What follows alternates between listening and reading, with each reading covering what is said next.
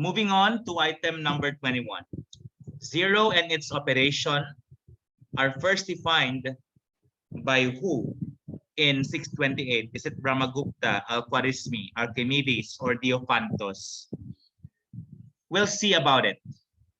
So for this item, the correct answer is in fact letter A. It's actually Brahmagupta. Who is Al-Khwarizmi? He is often regarded as the father of algebra. Archimedes is an inventor of compound pulleys and screw pump and also had many contributions in the fields of mathematics and other areas. And for Diophantus is known for his Arithmetica, a work on the solutions of algebraic equations and on the theory of numbers. Hence, letter A is the correct answer here. 22. Divide using synthetic division. The negative y squared plus 2y cubed plus 25 divided by y minus 3. If you go for A, B, C, or D, did you go for it? For any of these? Did you find the correct answer among the choices? So to do synthetic division, it's important that our dividend should be arranged in descending powers or in standard form. And if there are missing powers, like this one, we have degree 3, we have degree 2, but we don't have degree 1. So we have to supply 0y later on. So to look for C here, we will equate this divisor with to 0. Y minus 3 equals 0. So it follows that y is 3, and that will be your C. Next, we will write the coefficients and C in the synthetic division format. So that's why you have the 3 here. Here, degree 3, that's 2 coefficient. Degree is negative 1. I mean, it's 2, so the coefficient is negative 1. You don't have degree 0 or a degree 1. That's why it's understood to be 0y. So that's why we have 0 here. And the constant is the degree 0, which is 25. And we have this one. We have to write this in standard form and place some terms to make the powers in descending order, 3, 2, 1, and 0. So to perform synthetic division, by the way, it is important that we bring down, multiply, and add. So bring down the first number, we have 2. Next, we will multiply this 3 and 2 into, so their product is 6, and put it under the negative 1. Then you will proceed to addition. Negative 1 plus 6 will give you 5.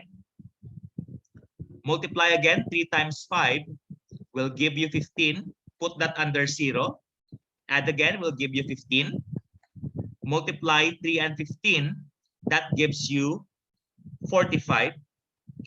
And adding them gives you 70. And note that if you are doing synthetic division by a linear binomial divisor, it is understood that the last number in the last row, in the last column as well, this one is your remainder. So since we have degree 3 earlier divided by degree 1, so 3 minus 1, I'm sure that this should be degree 2. So in terms of y, so this will become 2y squared plus 5y plus the constant 15 plus the remainder 70 over your divisor, which is y minus 3. Letter A is the correct answer here. I hope you got this correctly. Number 23. When p of x equals x squared plus 3x plus k is divided by x minus 2, the remainder is 4. Find k. Is it 6, 3, negative 3, or negative 6? So just like the past ones I already discussed, we will utilize what we call remainder theorem. And how does the remainder theorem work for this case? So from here, what we can actually do is that we will equate the divisor to 0. So x minus 2 equals 0. you have x equals 2. Then I will substitute this 2 to the x of p of x. So in that way, you will achieve the remainder, and that p of 2 is equal to your remainder, which is 4, utilizing the remainder theorem. So with that, we have p of 2 equals 2 squared plus 3 times 2 plus k equals 4. 2 squared is 4 plus 6 plus k equals 4. You get 10 plus k equals 4 by combining 4 and 6 into 10. And subtracting both sides by 6, you get k equals negative 6. Hence, letter D is the correct answer. 24. Factor 12xy minus 28x minus 15y plus 35. Which of these do you think is correct? We will see if you got it right. From here, what I did was I grouped the first two terms plus, and I grouped the second terms. That's why I have here this 2. And next, I will use the technique called factoring by grouping. What's the GCF of 12xy and 28x? That is 4x, right?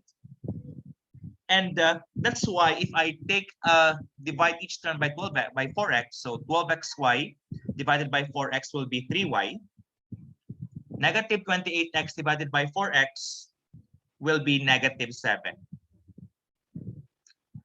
Then in the next case, I could see that I could actually factor out negative 5. Negative 15y divided by negative 5 gives us positive 3y. Positive 35 divided by negative 5 will give us negative 7. And if you could see, 3y minus 7 is a common factor of these two terms. Hence, factoring that out, then I will have 4x minus 5 left. Hence, the correct answer here is letter C. Okay, 25. Find all the roots, real or not, of x cubed minus 8 equals 0. So which of A, B, C, or D is correct? You might think that the correct answer here is just 2.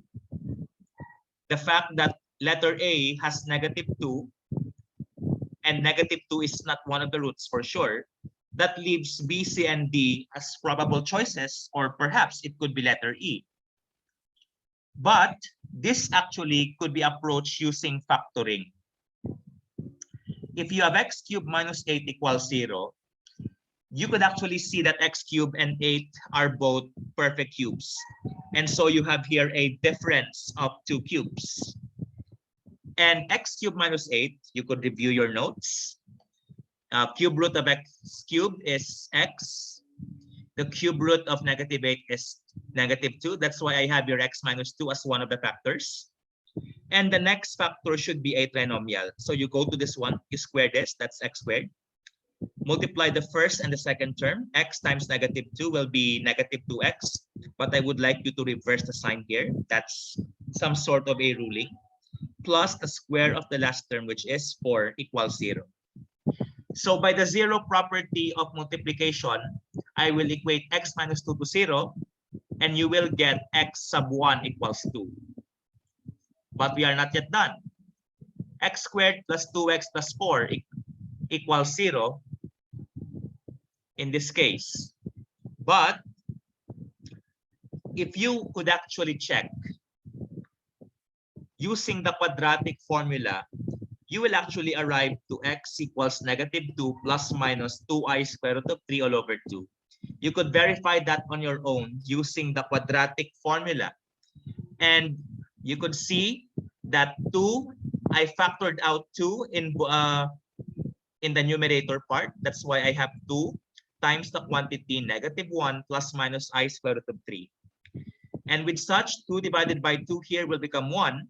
Hence, the value of x is -1 plus minus I square root of 3, which yields two additional answers, namely -1 plus I square root of 3, and its conjugate, which is -1 minus I square root of 3. Letter D. I hope you got it. 26. Find a polynomial equation with the lowest degree and with integral coefficients whose roots are 2/3, 1, and 2/3 and 1 plus 2 square root of 3. Remember this, people, that we have our quadratic search theorem that states if you have a certain irrational answer or irrational root, then its conjugate actually exists as one of the roots. So if 1 plus 2 square root of 3 is a root, it's also understood that 1 minus 2 square root of 3 is another root. So from x equals 2/3, for now, multiplying both sides by 3, you have 3x equals 2. Subtracting both sides by 2, you have 3x minus 2 equals 0. For the second one, since 1 minus 2 square root of 3 is also a root, then combining it with the other root, you will form the equation x equals 1 plus minus 2 square root of 3. Subtracting both sides by 1, you have x minus 1 equals plus minus 2 square root of 3. To remove the radical sign, what should we do? We should square both sides of this equation. So with that, you will have the square of x minus 1 equals the square of plus minus 2 square root of 3. Squaring this binomial gives x squared minus 2x plus 1. If you square this, a plus and minus, the answer is always positive here because we're talking about real numbers. The square of 2 is 4. The square of square root of 3 is 3. That's why the left side, the right side, will become 12. You have x squared minus 2x plus 1 equals 12. And subtracting both sides by 12 to make the right-hand side 0, you have x squared minus 2x minus 11 equals 0. But we are not yet done. We have these two equations, and they are both equal to 0. And what do we do next? Is that the product of the left side, of the left-hand side, which is 3x minus 2 times x squared minus 2x minus 11, is equal to the product of the terms on the right-hand side, which is 0 times 0, or simply 0. So if you were going to apply the distributive property of equality, 3x times x squared will be 3x cubed. 3x times negative 2x will be negative 6x squared. 3x times negative 11 will be negative 33x. You are done with multiplying 3x. You will go now to negative 2. Negative 2 times x squared will be negative 2x squared. Negative 2 times negative 2x will be plus 4x. Negative 2 times negative 11 will be plus 22 equals 0. So combining like terms, you could copy the 3x cubed here.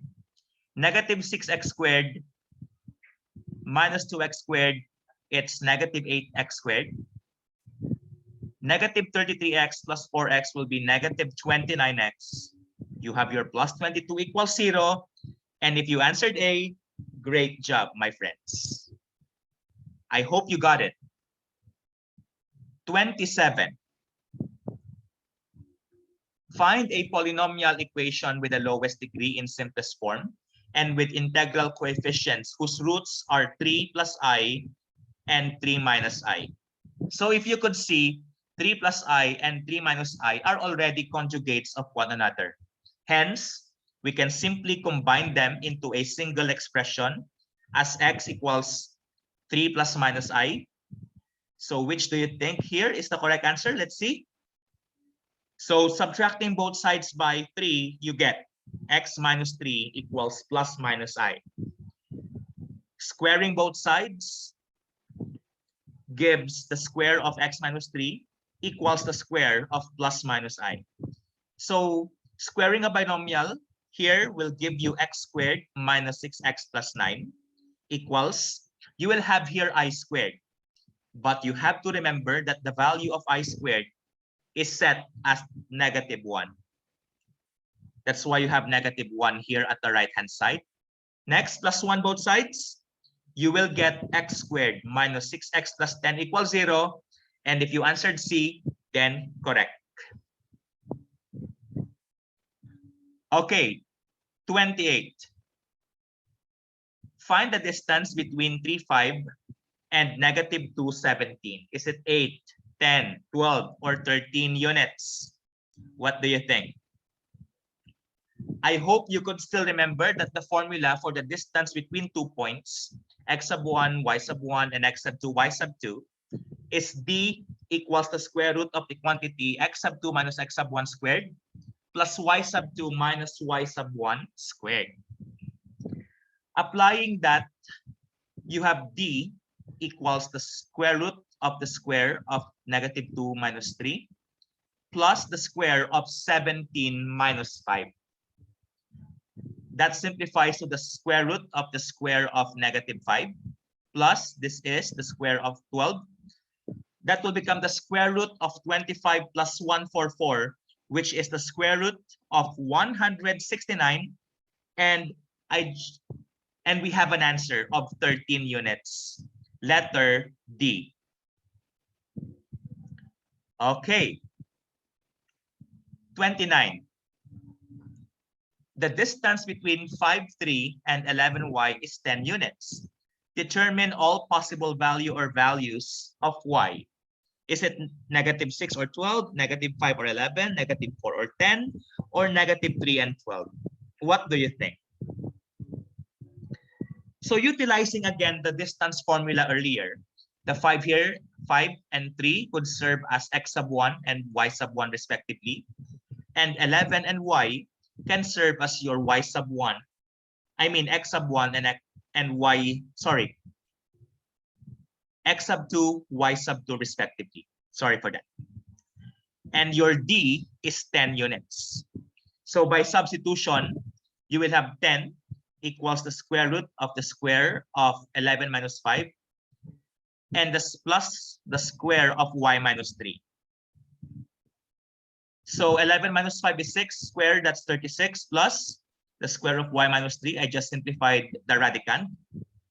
Next, to remove the radical sign, I would like to square both sides of the equation. That's why I have 100 on the left-hand side, and on the right-hand side, I just remove the radical sign. Minus 36 both sides gives 64 equals the square of y minus 3. Remember that we are talking about coordinates, and the ordinate of a number of a certain point on the plane could either be positive or negative. Hence, if I take the square root of both sides, I have to place now a plus and minus the square root of 64 here. And we have here equals the square root of the square of y minus 3. So you will have plus minus 8 equals y minus 3. Add 3 both sides to solve for y. You have 3 plus minus 8 equals y. So the first value will be 3 plus 8, which is 11. And the second value of y will be minus, which is now you have 3 minus 8, which is -5. And with that, you could see that B is the correct answer here. You could verify that if you replace the y as 11 or -5, I'm sure that you will get the distance of 10 points or 10 units. Number 30. Find the midpoint of the points 3, 5, and 7, -3. Is it 5, 1, 2, -4, -2, 4, or 5, 3? To get the midpoint of 2 points on the Cartesian plane, all you have to do is simply get the mean of the x's, comma, and the mean of the y's. That's why you have the formula for the midpoint as x sub 1 plus x sub 2 all over 2, comma, y sub 1 plus y sub 2 all over 2. So by substitution, you have 3 plus 7 all over 2, comma, 5 plus negative 3 all over 2, which becomes 10 halves, and 2 halves, simplifying, gives 5, 1. Hence, the midpoint of those 2 points, which are 3, 5, and 7, negative 3, is the point 5, 1. Letter A. Okay,